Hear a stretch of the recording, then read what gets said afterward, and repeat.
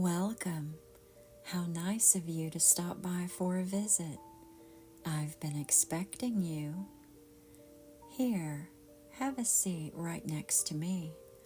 I have a story to tell you. The Dollmaker's Curse. Louis the Dollmaker lived in a grand yet dilapidated house in a small forgotten town nestled deep in the woods. He was known to be an eccentric figure, his pale face always hidden beneath the brim of a broad hat, his dark coat billowing behind him like the wings of a vulture. He had no family, or so the villagers believed, save for the beautiful dolls he crafted in his lonely workshop. Every doll was perfect, unnervingly lifelike, with glossy eyes that seemed to follow you wherever you went. But the villagers did not know Louis was not as alone as he appeared. In the shadowed upper rooms of his house, his daughter, Kristana, remained hidden from the world. She had been cursed by her father's magic, her soul bound to the dolls he so carefully created. Louis loved her deeply, yet his obsession with keeping her safe had trapped her in this peculiar fate. Kristana could only leave the house by entering the body of one of his dolls. Every third Sunday, Louis would choose one child from the village and allow them to borrow one of his dolls for the week. Unbeknownst to them, the doll they took home held his daughter's spirit.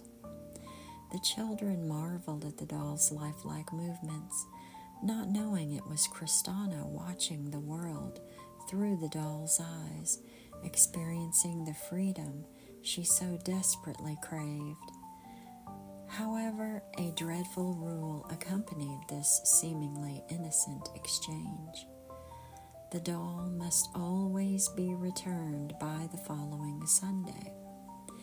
If it was not, Kristana's soul would remain trapped in the doll forever, lost to the world and to her father.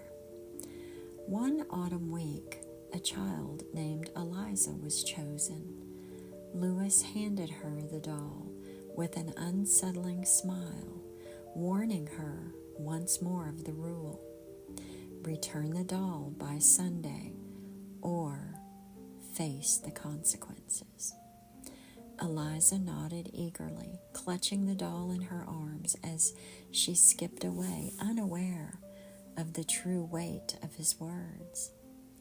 Kristana's soul surged within the doll, her spirit stretching out like wings finally freed from a cage.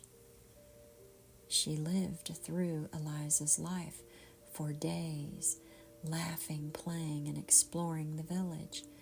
But as Sunday approached, Eliza's family fell ill, and the doll was forgotten in the chaos. It wasn't until late that night, when the clock struck 12, that Eliza remembered the doll had not been returned. Louis was already at her door. With trembling hands, Eliza's mother handed him the doll, her eyes wide with fear. Louis's face was twisted in fury, and the sky seemed to darken unnaturally behind him. "You were late," he hissed, cradling the doll. Inside the doll, Kristana's soul screamed in terror and pulled back toward her father's house. She could feel her spirit slipping away, torn between the world she had briefly tasted and the prison she was bound to. Louis carried the doll back home, knowing the price they both would pay for this small failure. The magic was fraying, unraveling before his very eyes. If the doll had not been returned in time, Kristana would never entirely escape its grasp. Her soul flickered, half inside the doll, half trapped in the liminal space between life and nothingness. Desperate, Lewis began to weave his magic once more, muttering ancient incantations under his breath. He had to save her, but this time the magic felt wrong, the energy he commanded slipping out of control. In his obsession to protect her, he had doomed them both. As the magic pulsed through the air, the dolls on the shelves began to twitch. One by one, they turned their heads toward him, their eyes glowing with a sinister light. Lewis realized too late what he had done. His daughter was gone, forever trapped within the dolls, her soul fractured into 1,000 pieces. Now the dolls wait. They sit upon the shelves of the grand house, their glassy eyes watching, waiting for a new child to take them home.